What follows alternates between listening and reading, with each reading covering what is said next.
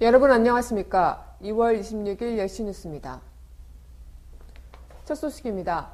박근혜 대통령이 어제 취임식을 갖고 제18대 대통령이 공식 취임했습니다. 박 대통령은 이날 제2의 한강의 기적을 만들겠다고 밝혔습니다.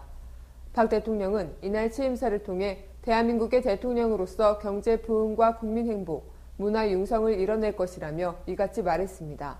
박 대통령은 이어 새 정부의 미래창조과학부는 이와 같은 새로운 패러다임에 맞춰 창조경제를 선도적으로 이끌어 나갈 것이라고 덧붙였습니다. 박 대통령은 또 중소기업 육성 정책을 펼쳐서 대기업과 중소기업이 상생할 수 있도록 하는 것이 경제의 중요한 목표라고 설명했습니다. 박 대통령은 국민 행복과 관련해선 국민 맞춤형의 복지 패러다임으로 국민들이 자신의 역량을 발휘하고 국가 발전에 기여할 수 있도록 할 것이라고 전했습니다.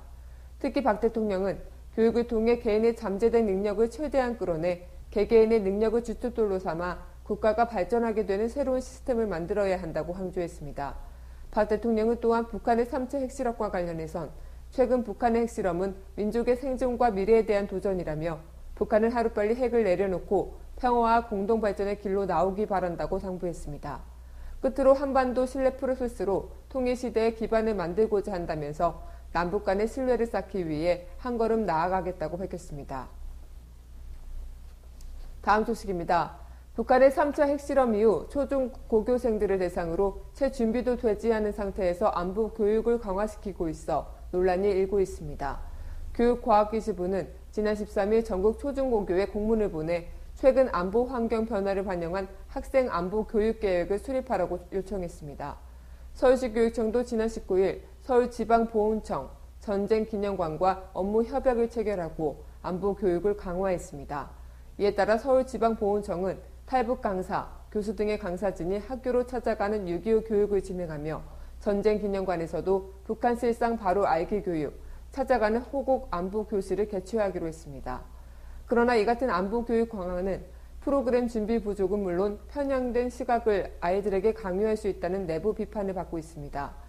실제 교육청의 협조 속에 6.25 교육이나 북한 실상 알기 교육 등을 진행하기로 한 서울지방보훈청이나 전쟁기념관은 아직 강의 일정이나 강사진 등을 구체적으로 확정하지 않았으며 구체적인 협력 방안도 정하지 못한 상태입니다.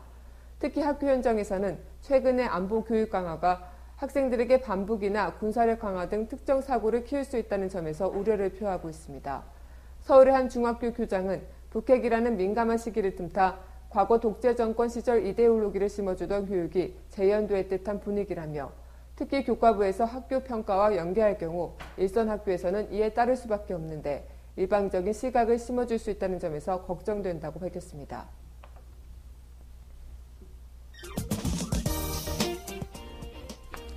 단신입니다. 대선 전 사퇴의 압박을 받았던 최필립 정수장학회 이사장이 박근혜 대통령이 취임한 어제 이사장직을 스스로 사임했습니다. 최 이사장은 이날 각 언론사에 존경하는 국민 여러분 그리고 언론인 여러분이라는 제목의 전송문을 보내 그동안 이사장직을 지키고 있던 것은 자칫 저의 행보가 정치권에 말려들어 본의 아니게 정치권에 누를 끼치게 될 것을 우려했기 때문이라고 밝혔습니다. 최 이사장은 지난해 10월 MBC 관계자들과 정수장학회의 MBC 지분 매각서를 논의한 사실이 알려져 논란이 돼 지난해 대선 당시 정치권 안팎으로 사퇴를 요구받았으나 이를 거부한 바 있습니다.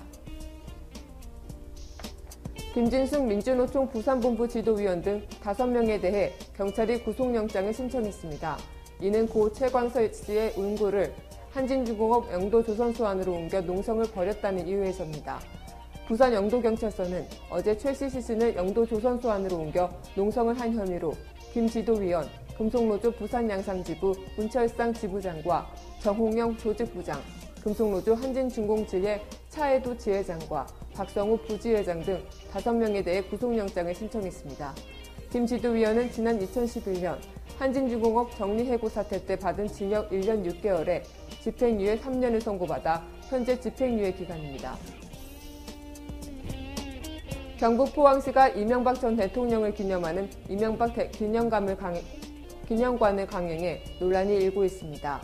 포항시는 유년 시절 이 전 대통령이 잠시 살았던 포항시 흥해읍 적실마을에 100억 원이 넘는 세금을 들여 대통령 기념관을 조성하는 사업을 추진하고 있다고 전해졌습니다. 뿐만 아니라 덕실마을은 해마다 방문객이 크게 줄고 있어 사업 타당성에 의구심이 일고 있는 상황입니다.